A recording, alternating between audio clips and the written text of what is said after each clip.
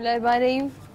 Welcome back ناظرین, واپس آ چکے ہیں ہم, اور اب میں دوبارہ اپنے اسی سوال کی طرف آتی ہوں کہ قرآن سے ہم وہ کون کون سی چیزیں ہیں جس ہم اپنے یہ جو ارد گرد کے تھوڑے سے مسائل ہیں ان کو ہم حل کر سکیں, جیسے انہوں نے سورہ واقعہ کا ذکر کیا جن خواتین کی شادی نہیں بسم اللہ الرحمن الرحیم. قرآن پاک تو جیسے کہیں کہ جہاں سے پڑھیں وہ شفا ہے, لیکن خاص طور پر جو صورتیں جو بیان فرمائیں گے, ایک سورہ فاتحہ, صحابہ کرام سورہ فاتحہ پڑھتے تھے اور سانپ کا زہر نکال لیتے تھے.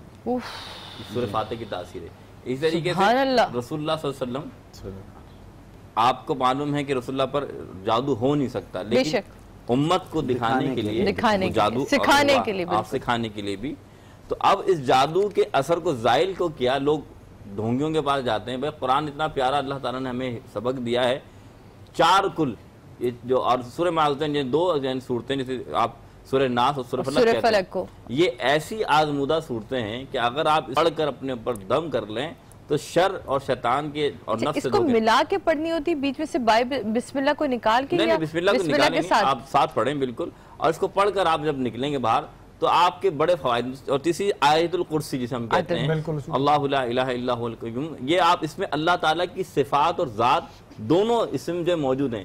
جب آپ یہ پڑھتے ہیں, رسول فرماتے ہیں کہ جو شخص ہر نماز میں یہ پڑھے نا آیت الکرسی, اس کے درمیان صرف موت حائل ہے, موت جب یعنی موت آ جائے پھر وہ اسے ڈائریکٹ اللہ جنت عطا فرماتا ہے. ایک چیز اور مجھے بتائیے گا, جیسے آیت الکرسی ہم ایک دفعہ پڑھتے ہیں تو اللہ تعالیٰ فرماتا ہے فرشتوں سے کہ جاؤ اس کی حفاظت کرو, اور اگر 3 دفعہ پڑھتے ہیں تو اللہ تعالیٰ کہتا ہے کہ اب میں اس کی حفاظت کروں گا. یہ بات صحیح ہے؟ اچھا, یہ لفظ میں نے نہیں سنا اور نہ میں نے پڑھا ہے.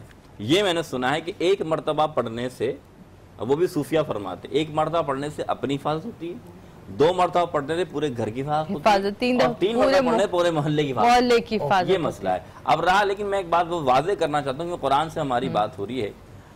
قرآن فرماتا ہے یضل بکثیر ویہدی بکثیر.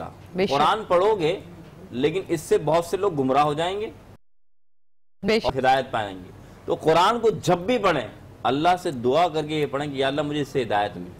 سبحان اللہ. جناب وقت کم رہ گیا, بس یہی آخر میں بات کہوں گا کہ بہت سے لوگ یہ کہتے ہیں حفاظت کے لیے, تو اس کے لیے حدیث ہے کہ جب گھر سے صبح نکل رہے ہوں تو سیدھی طرف, پھر بائیں طرف, پھر آگے, پھر پیچھے, پھر اوپر, پھر نیچے, پھر ہاتھوں پہ سورہ قل هو اللہ احد اللہ الصمد پڑھ کے, اور یہ پڑھ کے اور ہاتھوں پہ پڑھ کے پھونک کے نکلیں. معصومین فرماتے ہیں کہ جب تک وہ بندہ گھر واپس نہ آ جائے ہم اس کے ذمہ دار ہوتے ہیں. سبحان اللہ. قرآن میں اتنی شفا ہے. ایک چیز کہ سونے سے پہلے اگر 4 دفعہ کوئی پڑھ لیں تو پورے قرآن کا آپ کو ثواب ملتا ہے. مگر اس کا مطلب یہ نہیں ہے کہ صرف یہی پڑھیں پھر قرآن پڑھیں. نہیں, اگر آپ پڑھ نہیں پا رہے ہیں اس وقت اور آپ کسی ایسی سفر میں ہیں یا, تو کم از کم آپ اتنا تو کر سکتے ہیں, اور اپنے بچوں کو سکھانے کے لیے کم از کم آپ یہ چیز کر سکتے ہیں, اور باوضو ہو کے سوئیں, یہ بھی ضروری ہے, بہت امپورٹنٹ ہے. دعاؤں کی طرف چلتے ہیں.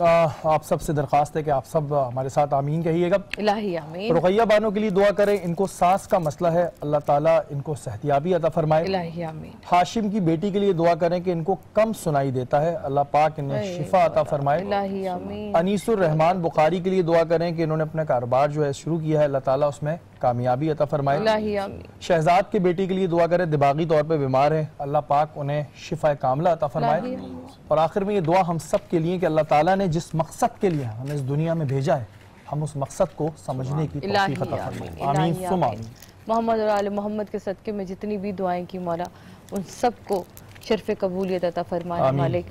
کسی بھی ماں باپ کو بچوں کی کوئی تکلیف نہ دے, کیونکہ وہ برداشت سے باہر ہوتی ہے, کہ ہمیں اتنا ظرف نہیں, اتنی طاقت نہیں میرے مالک.